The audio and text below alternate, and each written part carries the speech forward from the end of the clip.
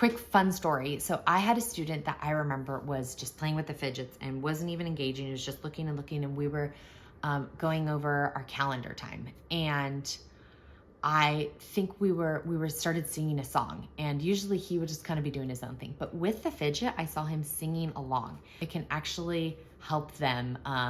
It just gives them something physical to do, and then they are still engaged and they are still listening, believe it or not.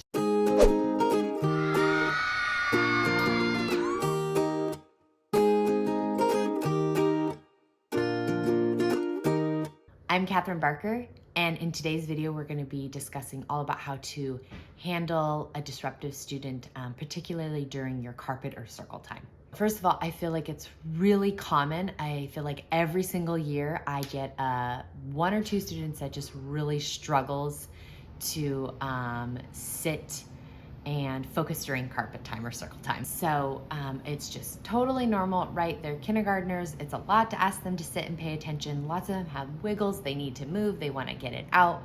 So it's, first of all, totally normal, and it's just going to happen with kindergartners, right? So again, we always want to first check, okay, what's my expectation? Am I asking my students to sit for too long, right? We always want to check and make sure that we have age-appropriate expectations for our kids. So I really want you to think about that this is not a one-size-fits-all approach. It really is learning more about your student, the disruptive student, and really kind of figuring out what are they really struggling with and maybe why. Make sure you stick around to the end of this video, because I have a really cool free download that you're able to print and use in your classroom to really help with disruptive behavior. These are kind of my 3 tips on how to handle disruptive behavior during carpet or circle time. Step 1 is set them up for success. Quite literally, wherever you're going to sit them, maybe they need, and you might need to kind of do some trial and error here, but maybe they need to sit at the front. I had some kiddos where they would need to sit right in front of me, right in front of Mrs. Barker,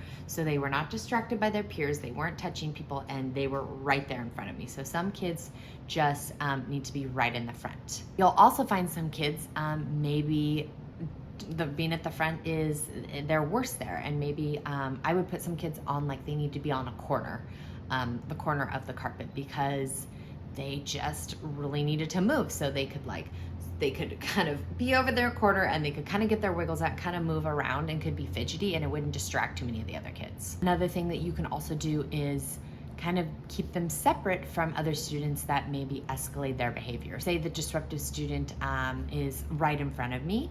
I wouldn't put my other disruptive student right next to them, right? I would make them far apart. Seating can be very, very tricky, and you have to be very strategic about it. So I would kind of put my maybe quieter kids that were just a little bit more well-behaved kind of sprinkled around that student. So maybe that is where you kind of put them on the corner. Maybe they need to be in the back on the corner. One thing I definitely don't recommend is having them go off in their own area altogether, where they're isolated from the rest of the group. I don't find that that's very helpful or productive, and it kind of isolates that student and singles them out, and that's not what we want. That's not fair to them.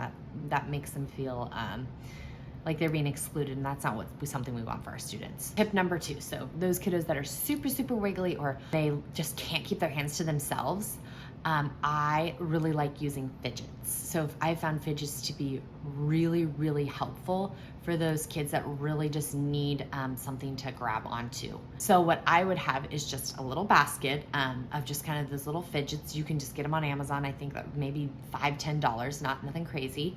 And I would have that little basket, and I would kind of tuck it away. And if my student was at the front, typically they're at the front with me, and I would have it like in a little basket next to my chair, and they would know, and I would tell them, we would set up, always want to have a conversation with them beforehand and set the expectation, saying, okay, these are little special fidgets that just you get to use.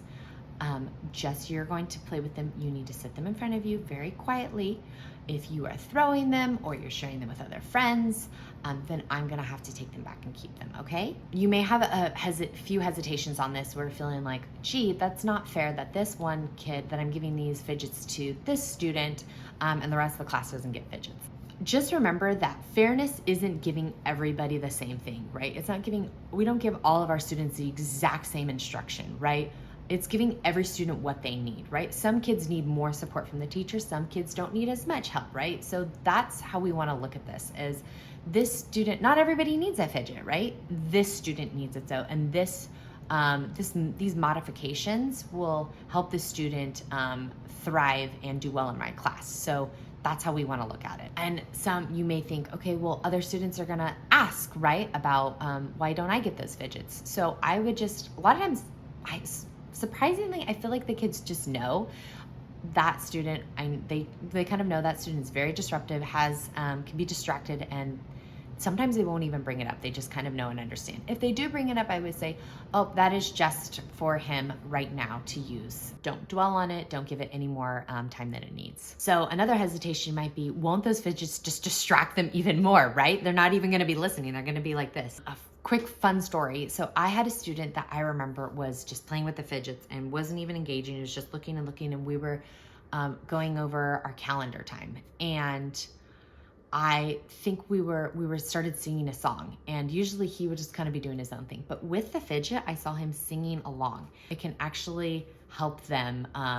It just gives them something physical to do, and then they are still engaged and they are still listening, believe it or not. Another thing you can do is use a bumpy seat. Oh my gosh, I loved my bumpy seats. So they just kind of sit on there, have it on the carpet, and they're just kind of those bumpy seats that they can kind of move around, and it kind of moves around. You can get them on Amazon. Super amazing. And they can also take it and use it on their actual chairs in their seats at their desk. And my third tip is try to use a positive behavior plan for that student with disruptive behavior. I'm so excited to share with you. It's a free download that you can use. And it's just a little paper, and it's 5 stars. And so for each of the stars, if you want to use just during carpet or circle time, if that's what your student is struggling with, you can start with, okay, I'm going to give you a star when you are using self-control and you're keeping your hands to yourself, right? And then you give them a star. And then, okay, I'm gonna give you another star when you are when you're listening and following directions, right? So pick whatever goals you have for that student, and then use the behavior plan, the star chart that I give you as a free download. Take that behavior plan and use it to your advantage, and use that positive reinforcement. So grab the download and use it to help your student to really decrease that disruptive behavior during circle time. Okay, so let's do a quick recap. We talked about adjusting or checking our expectations and making sure that they're developmentally appropriate, what we're asking our students to do. We talked about our 3 tips to really decrease that disruptive behavior during carpet time. Is we went to place them strategically on the carpet. The second tip we talked about was offering them fidgets or some sort of like bumpy seat for them to kind of get that movement and those wiggles out. And then the third thing is creating an individual behavior plan just for that student, and offering using positive reinforcement to really help decrease that disruptive behavior. Don't forget to grab your free download. And if you found this video content helpful or useful, be sure to like and subscribe. All right, that's all for now, my friend. I'll see you in the next one. And until then, happy teaching.